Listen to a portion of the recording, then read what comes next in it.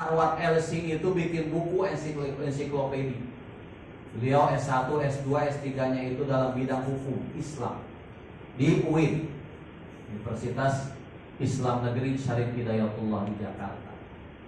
Dan dia suka rajin ya di medsos. Kalau ada pertanyaan-pertanyaan dijawab ya tentang fikih terutama. Nah, kita berinteraksi dengan orang-orang seperti itu supaya apa? Kita semakin kaya jiwa kita dengan ilmu dan amal soleh. Supaya kita tidak tersesat dan supaya apa? Kita bisa menyiasati waktu kita. Yang kalau kita pikir habis mungkin waktu kita untuk dipakai misalkan mencari nafkah, tapi kita lupa ada kewajiban kita yang lain, yaitu mencari ilmu. Tidak cukup hanya di situ saja. Maka kewajiban kita yang paling penting adalah ya itu, menghiasi diri kita dengan ilmu dan amal soleh. Jadi pada kesempatan yang berbahagia ini para jamaah sekalian, ya saya hanya sekedar menyampaikan saja. Dakwah namanya. Ilmu-ilmu ini semua sudah ada, sudah tertata, sudah tersusun, sudah terkodifikasi. Para ulama-ulama soleh mereka lah yang mereka semua itu menjaga, ya, menjaga daripada apa warisannya para nabi dan rasul, yaitu ilmu. Memang pada satu kesempatan pernah Sayyidina Ali sallallahu alaihi wasallam beliau pernah ditanya, ini karena apa? Nabi pernah bersabda, kata Nabi, saya ini kota ilmu dan Sayyidina Ali adalah pintunya. Ya, maka ketika ada orang non muslim yang mereka mengetes kemampuan Sayyidina Ali untuk apa? Menguji apakah benar perkataan Rasulullah bahwa beliau pernah berkata, ana madinatul ilmi wa aliyun babuha. Saya ini adalah kotanya ilmu dan Ali itu adalah pintunya. Maka ayo kita menguji ya seberapa betul apa yang disampaikan oleh nabinya umat Islam yaitu Muhammad tentang apa yang dia sampaikan. Kemudian mereka bertanya bersepakat, kita bertanya satu pertanyaan, tapi apakah jawaban yang nanti diberikan oleh Sayyidina Ali sama atau berbeda-beda? Ya, kalau sama berarti ini tanda tanya untuk apa yang kita pernah dengar dalam hadisnya Nabi Muhammad.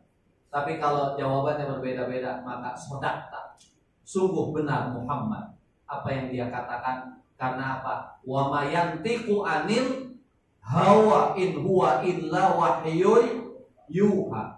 Apa yang dikatakan oleh Nabi Muhammad itu tidak berdasar daripada hawa nafsu beliau, tapi itu semua berlandaskan dari wahyu yang diberikan Allah kepada Nabi Muhammad sallallahu alaihi wasallam. Sampai kemudian mereka akhirnya mendatangi Sayyidina Ali, kemudian ditanya tentang mana yang lebih utama, ilmu atau harta. Dijawab oleh Sayyidina Ali, ilmu lebih utama daripada harta. Apa alasannya? Karena ilmu kalau dipakai bukan berkurang, bahkan bertambah, tapi kalau harta dipakai dia berkurang, ya, bukan malah bertambah. Seperti itu kata beliau.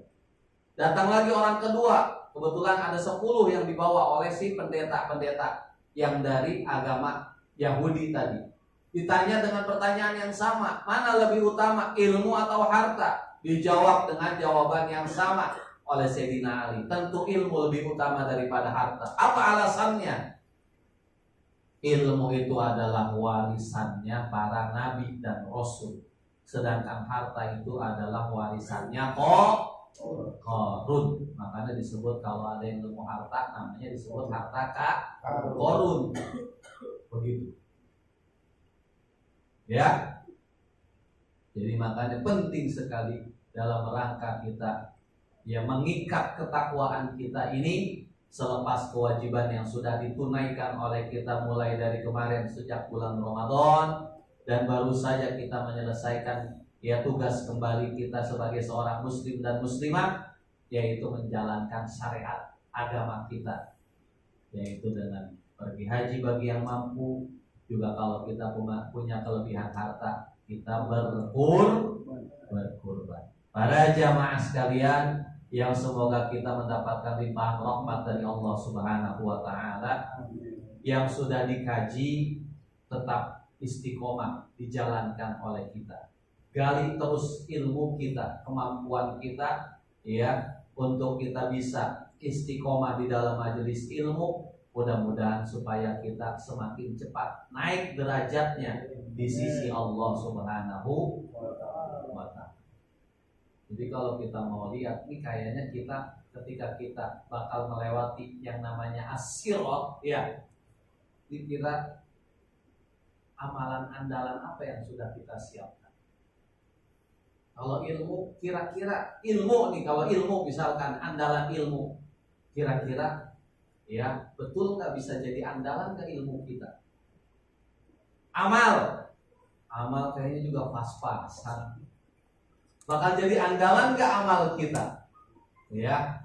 Maka disitulah kita mohon kepada Allah supaya kita selalu mendapat rahmatnya, kasih sayang. Dengan cara apa? Rajin-rajin ke majelis taklim ilmu, ke majelis zikir, supaya kita hatinya selalu yang diingat, tidak lalai, yaitu Allah. Begitu caranya.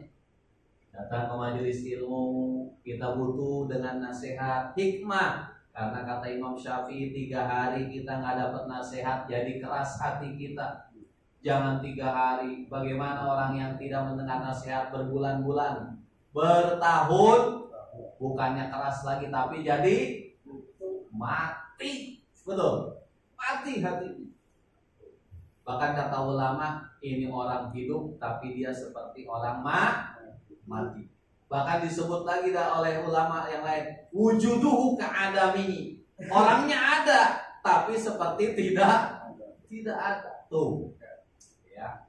Maka di situ sentuhan-sentuhan ilmu, sentuhan-sentuhan zikir, supaya apa? Hati ini tidak terganggu, selalu ikut, ya, konsentrasi, ya, apa kata bukan kata atau kata syahwat. Karena disebut di dalam sebuah kitab, nama kitabnya yaitu An-Nasaihud Diniyah, karangan Al-Habib Abdullah bin Alwi Al-Haddad. Kata beliau, ini ulama besar. Abad keberapa Ustaz? Abad ke-17. Beliau lahir tahun 1634 Hijriah, Masehi. Tepatnya di sebuah tempat bernama Sewun. Sewun itu ada di kota Yaman. Ya. Yaman Utara atau Yaman Selatan? Yaman Selatan. Kalau Yaman Utara itu sekarang mereka lebih didominasi oleh ajaran PKI atau ajaran sosialis. Ya. Makanya kebanyakan pesantren itu bukan di utara tapi di Yaman Selatan. Ada Darul Mustafa, yaitu Habib Umar bin Hafiz. Ada juga ahli fiqih yang disebut dengan, ya, Habib Syatiri, itu gurunya para ahli fiqih. Ulama-ulama sekarang Indonesia banyak berguru kepada beliau, bahkan dunia. Jadi makanya di situ kita penting untuk selalu, ya, mengisi setiap waktu kita supaya berkah, supaya barokah. Karena waktu kalau terbuang sia-sia percuma, itu semua akan menjadi bumerang buat kita sendiri. Karena kita sudah menyia-nyiakan, padahal Allah memberikan kepada kita kepercayaan amanah. Mudah-mudahan kita bisa maksimalkan, bukan hanya di AO saja, kita bisa istiqomahkan, ya, di tempat-tempat yang lain. Kalau di situ ada syiar atau dakwah, kata Rasulullah, man salaka thariqan yaltamisu fihi ilman sahhalallahu lahu thariqan ilal jannah. Siapa yang berjalan untuk mencari satu buah ilmu, maka akan Allah mudahkan nanti jalan yang menuju ke surga. Ya, mudah-mudahan kita termasuk orang-orang yang selalu terjaga, tidak ghaflah, lalai, daripada selalu mengingat akan Allah yang menciptakan kita. Apakah cukup sehari kita dengan menjalankan kewajiban, yaitu sholat 5 waktu, yang kalau kita hitung sholat aja kayaknya, ya, kalau lama itu kan kalau berjamaah, benar. Kalau sholat sendiri mah kita kan kayak capung cebok, nggak nyampe 5 menit. Kali 25, cuman ketemu, kita komunikasi, kita menjalin, kita katanya ngaku cinta sayang sama Allah. Tapi masa ya dalam 24 jam dalam sehari kita hanya menyisihkan waktu 25 menit untuk Allah, sisanya untuk siapa?